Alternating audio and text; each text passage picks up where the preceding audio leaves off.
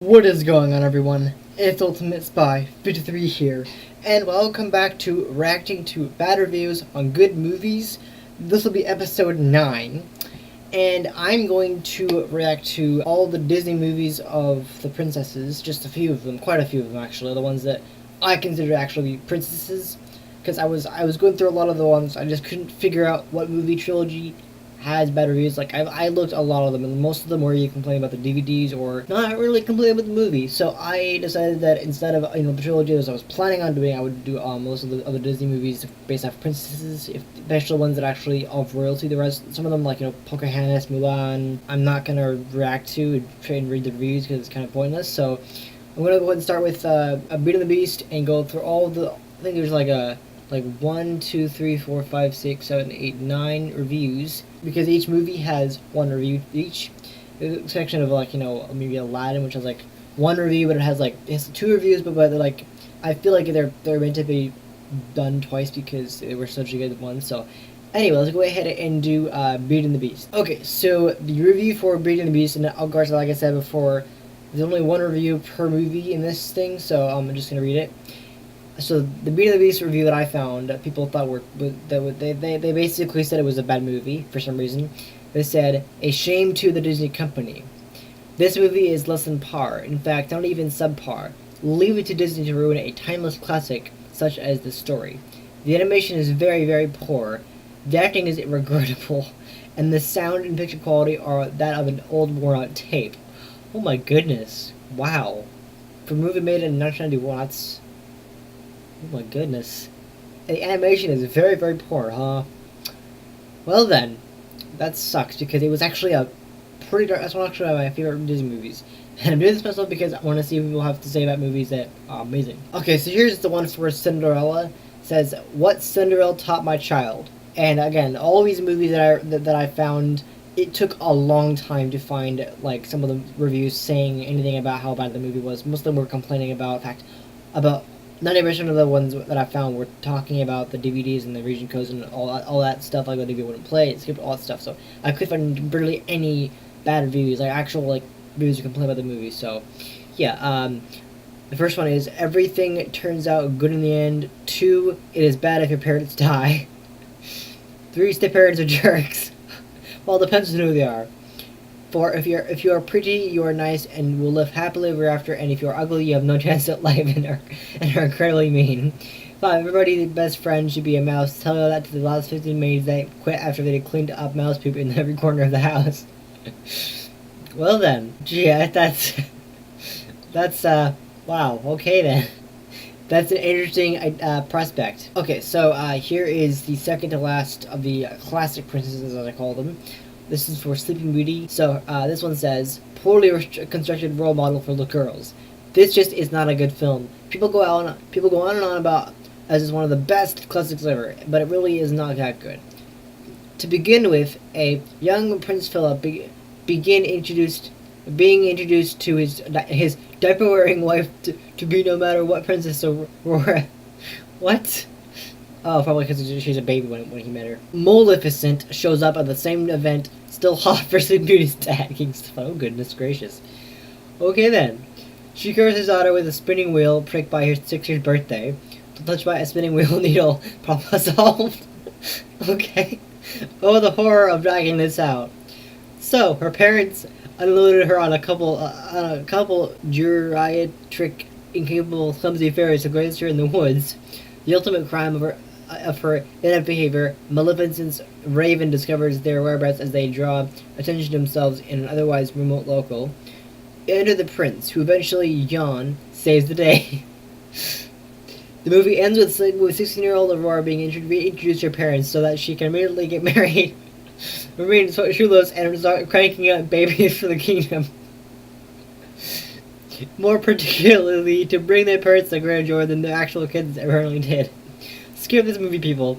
Aspiring princesses need to be exposed to more contemporary, independent women such as Rosie O'Donnell, Nancy Grace Special, but Kathy Griffith, and my personal favorite, Jane Fonda.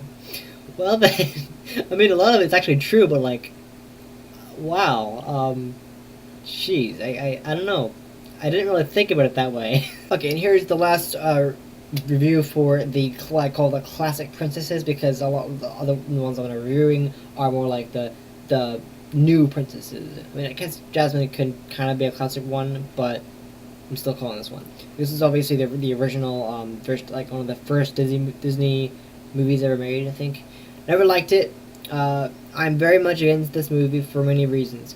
Why has it gone down in history as a children's classic? I'll never understand. I mean, come on, a jealous witch, some mother trying to kill her stepbrother, killed by a hunter, telling the hunter to bring Snow White's heart back in a box, turning yourself into a pathetic old beggar, and poisoning an innocent girl with an apple.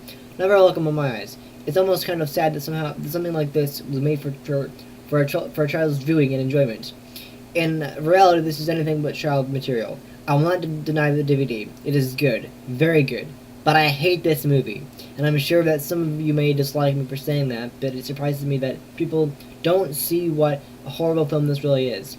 If you're going to make a horror movie, that's fine, but don't coat it with animation. Stick with some good guys, in this case the dwarves, and call it a children's movie. There are some action films that are more kid-friendly than this. To me, Snow White is just too much. It's vulgar, crude, and just altogether violent.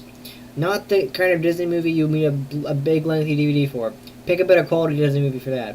You might completely disagree with me, and please know that I respect your opinion, but I'll never be a fan of this movie. Sure, I saw it quite a few times in my day, but the more I realize that it's all made of, the more I resent it. I am sorry, but this is just not a children's movie. It simply isn't. I would regard it as a film for anyone over 10 years old. And that's not the age level that Disney wants for its movies. Again, I respect your opinion if you love the story of Snow White, but I am one of those few who avoid it at all costs.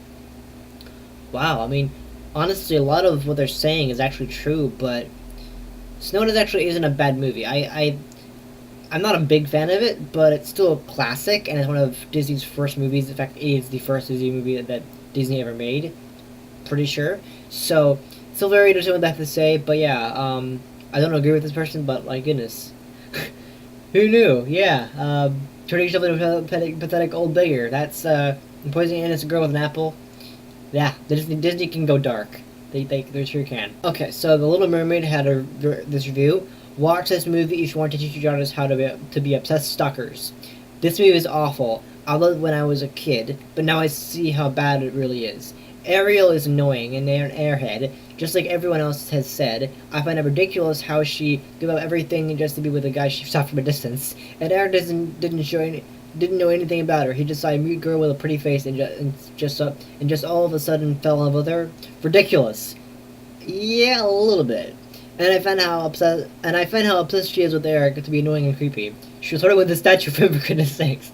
Do yourself a favor and do not buy this movie for your daughters to be messed with. To mess up like Ariel, make them feel they have to give up everything for a man. And FYI, in the Hans Christian Andersen story, she goes through the excruciating pain and risks her life just to be with the prince. And in the end, turns into sea foam because he does not marry her and she can't bring herself to kill him. What a romantic story! Wow. I mean, again, a lot of these reviews are actually very accurate, but it doesn't mean a movie sucked. I actually really like this movie. This was a fantastic movie. I watched the prequel series, which took a long time to get through. I watched this movie and I watched the sequel. And honestly, Ariel is I liked her. I mean, she's not my favorite Disney princess, but she's one of my favorites. I really like her. She's an amazing character. She's gorgeous. She's just wonderful, and just her behavior in the movie is just, it's interesting, because it's the first non-human Disney princess, so it's very interesting. But I don't agree with this person. I mean, I do understand what they're saying, but I don't agree with it. Okay, so this is for Aladdin. Worst message to children. Again, I'm gonna say this again. All the reviews I found, they were really hard to find. So this one right here, that was so hard to find. It took forever to find any bad reviews, because a lot of the reviews were just saying it was, again, the DVD or whatever, like it skipped or whatever, or pause or freeze or whatever. Nothing about how bad the movie was. I'm appalled by all the positive reviews. This movie sends the worst message to children. Please, everyone, strip away the visuals and the catchy music and look carefully at the storyline. It is about a poor boy who has big dreams, but rather than trying to work his way up, he resorts to stealing. Apparently, the only way one can succeed in life is by finding a magic genie in a bottle. But worst of all them all was the princess. What? She is a rich, spoiled girl who is bored to death, complaining about her life while going to the street children eating out of trash cans inside her palace wall. There never any indication that these two did anything to help anybody else than themselves. Shame on you, Disney. Okay, well that was interesting, but goodness gracious, wow. I also agree with this review, but I don't like it. It doesn't change on the fact that I like this movie, and I really would want to see Aladdin again. I don't know if I'll do a review of it. But I do have plans to do reviews for older classic Disney movies, but I don't know. I might have to watch this again, and then yeah, it's been a while, but I don't agree with this. But I agree with the truth of it. But I don't agree with the fact that it's a bad movie. So I don't agree with the fact that it sends a bad message to children. Not at all. Okay, and here's a short little review from the same movie. I found a second one that just had to be added onto it. So you just come from Jinn, which are demons in the Middle East. This is not a kids-friendly myth. Disney lies. I just found that hilarious. It's like, oh, genies come from Jinn, which are demons in the Middle East. This is not a kid-friendly myth. Disney lies. I don't know what to say about that. I just found it really, really funny. So yeah. Okay, The Princess and the Frog has to say, or someone from from an customer, inappropriate for children. I rented this for my 4-year-old to watch, but it was ridiculously inappropriate. The prince sells his soul to the devil. What exactly are we trying to teach our children? What an awful and dark story for children. My goodness, I mean, I get it, but it's not that bad. No. We're going to teach our children that there can be, black princesses and black royalty. Which I think is important, so. Okay, so Tangled said, violent ending, witch stabs prince. Oh yeah, that part. That was pretty crazy. I let my 4.5-year-old watch this with me. It was cute for the most part until the witch stabbed the prince at the end. I thought this was a little over the top for a kids movie to be showing stabbing. My son never has heard or seen that. He was so upset by it. Credit night and his had nightmares. Not worth it. Goodness gracious. So even some kind of violence can give you nightmares? Wow. That's surprising, actually. Okay, Brave review said, Brave. It's harder to watch it, but it is full of witchcraft and sorcery among other things. We ought not to watch this movie. Again, I couldn't find a whole lot of reviews, so this only one actually looked, somewhat silly. They didn't want to watch the movie because it had witchcraft and sorcery. Wow. So every Disney movie that has some kind of magic in it, like witchcraft and sorcery, you're just not gonna watch it because it has that in it. That's just sad. But yeah, I don't agree with that. My goodness, Brave was a great movie, but to complain about the witchcraft and the sorcery in it because of the witch they had in there, that's getting a little bit over the top. I mean, come on. Okay, and the last review is for Frozen, obviously, because that's the most recent, royalty princess movie. I don't really count Moana because she's not really. I don't really want to count her because she's not really a princess in my book. I mean, yeah, she is in the princess lineup in Wreck-It Ralph 2, but she's not really a princess in my book. Because she's not really a royalty. There's no castle, there's nothing like that. So, but this person said, awful film, awful music. We really hated it, and we like Disney films. Hated this film. My daughter hated this film. She was 6 at the time. We love Tangled, Brave, but this one was just Disney by numbers. We can double our profits if we may. 2 princesses. The independent, strong woman message was better suited and Brave. Less calculated and less in your face with sexy attitude. I hated the music as well. Very diva culture heavy, especially that song Let It Go. Okay, I will agree with that.